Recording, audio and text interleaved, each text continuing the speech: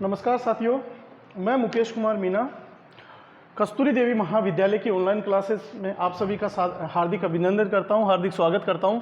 देखिए, हम यहां बीए सेकेंड ईयर की मध्यकालीन भारतीय इतिहास को रीड कर रहे हैं। मध्यकालीन भारतीय इतिहास चल रहा है और हमने कल जो हमारा टॉपिक था, मैंने जो टॉपिक पढ़ाया था, आपको पढ़ाया था कुतुबुद्दीन ऐबक, दिल्ली सल्तनत की स्थापना हम पढ़ रहे थे। भारत में तुर्की आक्रमण हो चुका है, भारत में तुर्की आक्रमण मैंने कंप्लीट करवा दिया, कैसे किस तरह से उन्होंने अपनी सत्ता इस्टेब्लिश की और उसके पश्चात कुतुबुद्दीन ऐबक ने एक जो है सल्तनत का भारत में निर्माण, सल्तनत काल का नींव डाली और उसका वंश क्या कहलाया? गुलाम वंश कहलाया। गुलाम वंश का वो पहला शासक था। तो उस कड़ी में हम आगे चलते हैं। देखिए, कुतुबुद्दीन जो ऐबक था वह मैंने बताया जो लंबे समय तक वह शासन नहीं कर पाया था। कुतुबुद्दीन ऐबक ने भारत में कुछ समय के लिए शासन किया और क्योंकि वो प्रारंभिक तुर्क शासक था तो प्रारंभिक जो व्यक्ति काफ़ी कठिनाइयों का सामना भी उसे करना पड़ता है। और उसने, क्योंकि मैंने बताया वह क्या था, एक गुलाम था, तो उसने कभी भी जो है सुल्तान की उपाधि धारण नहीं की थी। उसने मलिक और सिपह सालार की उपाधि धारण की थी। किंतु भारत को अब पहला सुल्तान सल्तनत काल का कौन मिला? इल्तुतमिश। इल्तुतमिश का मैंने टाइम पीरियड बता दिया था आपको, 1210 से 1236 है। और इल्तुतमिश जो है, इल्तुतमिश को सल्तनत काल का वास्तविक संस्थापक कहा जाता है। क्यों कहा जाता है? क्योंकि जैसे कि डॉक्टर इतिहासकार है डॉक्टर के निजामी साहब कहते हैं कि जो कुतुबुद्दीन ऐबक था, ऐबक ने क्या किया था? ऐबक ने सिर्फ और सिर्फ दिमागी खाका तैयार किया था। कुतुबुद्दीन ऐबक दिल्ली सल्तनत के लिए सिर्फ एक दिमागी प्लान करके चला गया था, लेकिन उसने जो एक इल्तुतमिश है, इसने एक उस प्लान को इम्प्लीमेंट किया। उसने दिल्ली सल्तनत को एक सुल्तान दिया, उसने दिल्ली सल्तनत को एक प्रशासन दिया, उसने दिल्ली सल्तनत को सेना दी। इसने मतलब इल्तुतमिश ने, उसने दिल्ली सल्तनत को एक वंशानुगत परंपरा के आधार पर जो सुल्तान का पद था वह दिया। उसने मुद्रा व्यवस्था के चलते उसने उसमें सुधार किया, एडमिनिस्ट्रेशन के चलते उसने एकता प्रथा को लागू किया। तो जो इल्तुतमिश था, इल्तुतमिश को सल्तनत काल का पहला वास्तविक संस्थापक या पहला सुल्तान माना जाता है। यदि आपसे क्वेश्चन दोनों ही तरह से आता है, क्वेश्चन जो है दोनों ही तरह से पूछा जाएगा आपसे। कल एक वो मेरे को किसी ने भी पूछा था कि सर वन लाइनर 50 जो है 20 शब्द और 50 शब्द के क्वेश्चन में क्या अंतर है, क्या कुछ फर्क पड़ता है ज़्यादा कम लिखने का? देखो बेटा, मैं आपको बता देता हूँ, सभी मैंने उसका जवाब मैंने उनको बोला था मैं क्लास में दूंगा। देखिए, पेपर में जो भी निर्देश होता है, हमारा जो हम पेपर करते हैं उसमें जो भी निर्देश आपको पॉइंटों पे दिया रहता है, प्रत्येक पॉइंट का पूरा प्रभाव पड़ता है। मैं कई बार ऐसी कॉपियां जांचता हूं जो बच्चा बड़ा इंटेलिजेंट है लेकिन वो क्या मूर्खता कर रहा है, बच्चा एक बेवकूफ़ी कर रहा है कि एक ही सेक्शन से सारे क्वेश्चन कर रहा है। हमारे पास ये सख्त निर्देश होते हैं। यदि आपका ए सेक्शन है, इसमें 2 क्वेश्चन दिए रखा है तो मैं पहला क्वेश्चन में ही आंसर दूंगा, दूसरा क्वेश्चन आपका मान्य नहीं होगा, इसमें 0 नंबर मिलेगा। इसमें आपको 0 नंबर मिलेगा। अगर ए सेक्शन है, पहला क्वेश्चन है, सेकंड क्वेश्चन है दे रखा होता है और बे सेक्शन में 3rd क्वेश्चन होता है, तो आपका ये जो है पहला क्वेश्चन ये हो गया, सेकंड ये माना जाएगा, ना कि ये माना जाएगा। अगर आप लगातार तीनों कर रहे हो तो ये क्वेश्चन आपका गलत हो गया, आपका एक ही क्वेश्चन मान्य होगा। जबकि अगर 2 करने हैं आपको तो क्या आपका एक में ही इसीलिए तो कहते हैं मैं करके तो पूरा पेपर आया था, नंबर नहीं मिले। अरे भाई, नंबर तो कहाँ से मिलेंगे जब तू करके ही गलत आया है? नंबर कहाँ से मिलेंगे? नंबर बिल्कुल नहीं मिलेंगे। जो पेपर के ऊपर इंस्ट्रक्शंस होते हैं उनको बिल्कुल फॉलो कीजिए। और वन लाइनर क्वेश्चन है, देखिए वन लाइनर क्वेश्चन है तो वन लाइनर क्वेश्चन का इतना ही जवाब दो क्योंकि समय नहीं होता आपके पास। आप अगर वन लाइनर कर चुके, कई स्टूडेंट देखे मैंने वन लाइनर को तो पैराग्राफ भर दिया। अरे भाई, पैराग्राफ भर देगा तो जो बड़ा क्वेश्चन है उसमें कहाँ कर पाएगा फिर तू है? इसलिए आपको कुछ नहीं करना है। आपको जो जितना लाइनिंग में कहा गया है, लाइन में जितना कहा गया है 20 शब्द है तो 20 शब्द का मतलब एक ले लाइन और एक ये लाइन, ज़्यादा से ज़्यादा 2 लाइन में उसका आंसर दीजिए।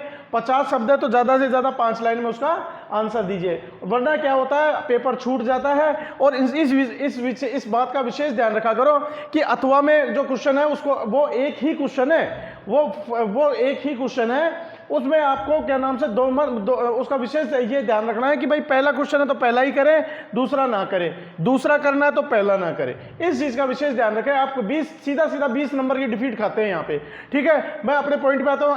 आई होप आप लोग बिल्कुल क्लियरली समझ गए होंगे। अगर फिर भी कोई परेशानी आती है तो मुझे व्हाट्सअप कर दीजिएगा, मैसेज कर दीजिएगा, मैं फिर एक बार और ढंग से समझा दूंगा, ठीक है। तो आते हैं, इल्तुतमिश जो था, जब बलबन की मृत्यु हुई, बलबन की मृत्यु के समय इल्तुतमिश कहाँ का, बदायूं का सूबेदार था, बदायूं का सूबेदार था। और इसने बलबन ने जो है इल्तुतमिश जो कुतुबुद्दीन ऐबक था, कुतुबुद्दीन ऐबक ने किसको, आराम शाह को, जो उसका पुत्र था आराम शाह को शासक बनाया था। जब लेकिन इल्तुतमिश जो उसका दामाद था, इसने आराम शाह जो कि एक कमजोर योग्य शासक था, उसको अपदस्त करके उसने क्या किया, बदायूं का सूबेदार इल्तुतमिश ने खुद दिल्ली की सत्ता को अपने यहाँ स्टेब्लिश कर लिया, अपने नाम से स्थापित कर लिया। तो अगर पूछा जाए इल्तुतमिश क्या था, बदायूं का सूबेदार था उस समय, ठीक है। अब इल्तुतमिश जो था, यह इल्तुतमिश 1206 में क्या होता है, खोकर विद्रोह होता है। खोकर विद्रोह के समय यह खोकरों का बहुत ही, खोकर जो थे, खोकर एक जनजाति थी, खोकर विद्रोह होता है। इन खोकरों का यह बहुत ही अच्छे से दमन करता है, खोकर विद्रोह का ये बहुत अच्छे से दमन करता है। और इस खुशी में इसको जो अलाउद्दीन खिलजी था वह क्या करता है, 1206 में दास्ता से मुक्त कर देता है। तो इल्तुतमिश कब दास्ता से मुक्त हुआ था, 1206 में। और ये 1229 में बगदाद का खलीफा था, बगदाद के खलीफा से क्या करता है, मान्यता प्राप्त कर लेता है, मान्यता पत्र प्राप्त कर लेता है। 1229 में मान्यता पत्र प्राप्त कर लेता है और अपनी और सरकार को वैधानिकता प्रदान कर लेता है, वैधानिकता की स्थिति आ जाती है। ऐसी स्थिति में जब सरकार को इसने वैधानिक गवर्नमेंट बना लिया तो वह क्या है, स्टेब्लिश सत्ता कहलाए और उसका यह सुल्तान, इस वजह से इसने सुल्तान की पदवी धारण की। अब सुल्तान की पदवी धारण करने वाला प्रथम सल्तनतकालीन यह प्रथम सुल्तान था। सुल्तान की उपाधि धारण करने वाला यह सल्तनत का पहला सुल्तान था। इसके समय में 1221 में, देखिए 1221 में इसके क्या होता है, 1221 में इसके यहाँ पर चंगेज खां का आक्रमण होता है, जो कि जलालुद्दीन मंगबरनी का पीछा करते हुए भारत आता है। लेकिन यहाँ क्या करता है, यहाँ इसने बहुत ही जो है राजनीतिक सूझबूझ का इसने परिचय दिया इल्तुतमिश ने। जलालुद्दीन मंगबरनी जो था वह इससे शरण मांगता है, लेकिन चूंकि चंगेज खां बहुत ही स्टेबल, बहुत ही मजबूत व्यक्ति था और बहुत ही तगड़ा ताकतवर व्यक्ति था, तो वह इस समय इससे उलझने की स्थिति में नहीं था और वह इसको राजनीतिक शरण के देने के लिए मना कर देता है। और इस प्रकार से वह चंगेज खां के आक्रमण को विफल कर देता है और अपनी जो स्टेब्लिश सत्ता थी, जो भारत की में पहली तुर्की स्टेब्लिश सत्ता थी, उसको बचा लेता है, उसको अपना दुश्मन बनने से बच जाता है, ठीक है। तो चंगेज खां का अगर आक्रमण की बात करें तो कब हुआ था चंगेज खां का आक्रमण, 1221 में। क्यों हुआ था, जलालुद्दीन मंगबरनी का पीछा करते हुए यहाँ आया था, इस वजह से उसने किया था, लेकिन वह इसको असफल कर देता है। सुल्तान की उपाधि धारण कर ली, चलो ठीक है। अब इसके समय पीर्थू विद्रोह हुआ था। ये पीर्थू विद्रोह कई बार पूछा हुआ है, पीर्थू विद्रोह किसके समय हुआ था, यह अवध में हुआ था और किसके टाइम में, इल्तुतमिश के टाइम में। ये वन वर्ड क्वेश्चन है आपका, काफी बार पूछा हुआ है कि पीर्थू विद्रोह कब हुआ था, तो पीर्थू विद्रोह होता अवध में और किसके शासनकाल में, इल्तुतमिश के शासनकाल में, जिसको यह सफलतापूर्वक कुचल देता है या दबा देता है। अब एक बहुत इंपॉर्टेंट क्वेश्चन बन रहा है, ये 5 नंबर में भी आपसे पूछ सकता है, तुर्कान चहलगानी क्या था। देखिए तुर्कान चहलगानी जो थी, यह एक मंत्रिमंडल, जैसे हमारे यहाँ मंत्रिमंडल, सरकारें मंत्रिमंडल का गठन करती है या नहीं करती है, जैसे सरकारें मंत्रिमंडल का गठन करती है उसी प्रकार से तुर्कान चहलगानी जो था 40 अमीर वर्ग थे इसमें, 40 अमीर थे इसमें, 40 अमीर थे और ये अमीर मिलके तुर्कान चहलगानी कहलाए या 40 का दल 40 कहलाया। और यह जो थे ये उसकी शक्ति थे इल्तुतमिश की, वो इनके सहयोग से शासन करता था, इल्तुतमिश की शक्ति थे और इनके सहयोग से वह शासन करता था। राज दरबार इन्हीं को में सबसे शक्तिशाली पावरफुल व्यक्ति थे ये लोग, और ये इसको इनसे मिलके वह शासन करता था। और यह क्या कहलाते थे, ये सारे 40 अमीर दल के सदस्य क्या कहलाते थे, तुर्कान चहलगानी। क्या कहलाते थे, तुर्कान चहलगानी। लाहौर से अब देखिए, कुतुबुद्दीन ऐबक ने लाहौर को राजधानी बनाया था। अब दिल्ली हमारी राजधानी कब बनती है? इल्तुतमिश लाहौर से के स्थान पर दिल्ली को अपनी राजधानी बनाता है। इल्तुतमिश का क्या कार्य था? इल्तुतमिश का एक और इंपॉर्टेंट कार्य है, जो लाहौर के स्थान पर दिल्ली को अपनी राजधानी बनाता है। इल्तुतमिश क्या करता है? लाहौर के स्थान पर दिल्ली को अपनी राजधानी बनाता है और दिल्ली को अपनी राजधानी बनाता है, इसको भी ध्यान रखना है। और यहाँ प्रशासन के क्षेत्र में एक इक्ता प्रथा स्थापित करता है। बहुत इंपॉर्टेंट है इक्ता प्रथा, 5 नंबर के हिसाब से बड़े में भी पूछ लेते हैं, वन वर्ड, तीनों प्रकार से इंपॉर्टेंट है। इक्ता जो है एक अरबी प्रशासन की प्रणाली थी, अरबी प्रशासन की प्रणाली थी। इसको स्थापित करके वह प्रशासन का केंद्रीयकरण करना चाहता था। इसके इक्ता को स्थापित करके वह उसकी जो दूरस्थ प्रशासन की जो दूरस्थ इकाइयां थी वह भी क्या है, इक्ता के अंतर्गत आ जाती थी। जैसे ये उसका साम्राज्य है, ये साम्राज्य है तो इसको उसने विभिन्न इक्ताओं में विभाजित कर लिया। ये क्या हो गए? ये इक्ता हो गया, 1 इक्ता, 2 इक्ता, 3 इक्ता, 4 इक्ता, 5, 6, 7, 8, ऐसे ये छोटे छोटे ये विभाजन कर गया और ये क्या कहलाया? इक्ता कहलाया। और यहाँ का सूबेदार इक्तेदार कहलाता था, इक्तेदार कहलाता था। अब ये किसके प्रति है? सेंट्रल पावर के प्रति जिम्मेदार है। यहां से कौन जा रहा है? सेंट्रल पावर बना रही है, तो ये सेंट्रल पावर के प्रति जिम्मेदार है। और इस प्रणाली से ये क्या कर रहे? सफलतापूर्वक अपने प्रशासन को नियंत्रण में ले लिया। तो ये इक्ता प्रणाली, ये अरबी प्रणाली थी। क्या थी ये? एक अरबी प्रशासन की प्रणाली थी। और ये नया इक्ता जो था ये एक नई प्रणाली थी और ये किसके द्वारा? पहली बार इल्तुतमिश के द्वारा दी गई थी। ठीक है, सुल्तान के पद को इसने वंशानुगत बनाया। देखिए, इल्तुतमिश पहला अधिकारी था, पहला सुल्तान था जिसने जो है सुल्तान के पद को वंशानुगत बनाया। और इसने अपनी पुत्री रजिया का नाम सब जानते हैं, इसने अपनी पुत्री रजिया को अपना उत्तराधिकारी घोषित किया था। किसको? रजिया को। इसने अपनी पुत्री रजिया को अपना उत्तराधिकारी घोषित किया था। तो क्या हो गया? सुल्तान के पद को वंशानुगत बना दिया। इल्तुतमिश का एक अन्य महत्वपूर्ण कार्य था, बहुत इंपॉर्टेंट है ये भी, 5 शब्दों में पूछ सकते हैं आपसे, 50 शब्दों में पूछ सकते हैं, छोटे में भी पूछ सकते हैं, आता है।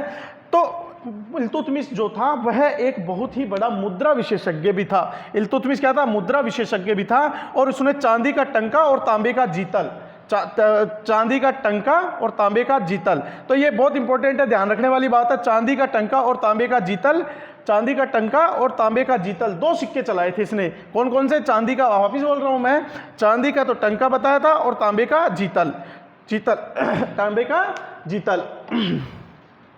क्लियर है बात? तो ये किसने, ये जितने भी इवेंट थे ये इल्तुतमिश के द्वारा किए गए थे। और उसके इन कार्यों को देख के ही डॉक्टर ईश्वरी प्रसाद शर्मा ने इल्तुतमिश को सल्तनत काल का वास्तविक संस्थापक माना है। इल्तुतमिश ने ही को सल्तनत काल का वास्तविक संस्थापक माना है।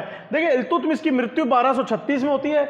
1236 में उसकी मृत्यु के पश्चात जो है जो तुर्की अमीर वर्ग थे उन्होंने रजिया को सुल्ताना बना के किसको बनाया? रुकनुद्दीन को। रुकनुद्दीन उसका पुत्र था, उसको वह सुल्तान बनाया जाता है। लेकिन और रुकनुद्दीन के समय उसकी माता थी शाह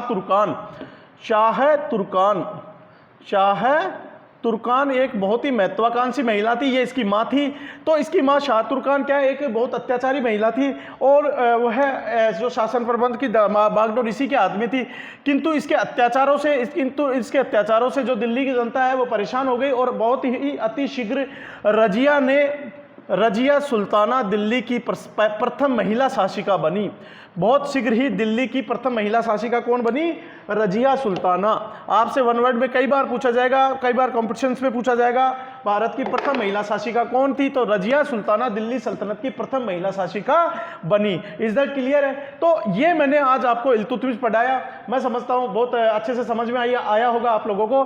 फिर भी कोई प्रॉब्लम है तो आप मुझसे व्हाट्सएप पे, मेरा नंबर सबके पास है, व्हाट्सएप पे मैसेज के जरिए मेरे से बातचीत कर सकते हैं। हमारे जो कस्तूरी महाविद्यालय है उसका यही प्रयास है कि हम ज़्यादा से ज़्यादा, अधिक से अधिक बच्चों तक पहुँचे। मेरा आप सभी से फिर निवेदन है, हमारे जो चैनल है कस्तूरी देवी महाविद्यालय का उसको सब्सक्राइब कर ले, लिंक को, बेल आइकन को क्लिक कर ले, जो भी टॉपिक होता है वह आपके मोबाइल पे उपलब्ध हो जाएगा। ठीक है, तो कल हम रजिया सुल्ताना पढ़ेंगे। रजिया सुल्ताना को रीड करके आएगा, रजिया किस प्रकार से से एक प्रथम महिला शासिका को चुनौतियों का सामना करना पड़ता है। ये सारी चुनौतियां हम कल देखेंगे। ठीक है, तो आज के लिए इतना ही, कल आप नेक्स्ट क्लास में मिलेंगे। Okay, thank you.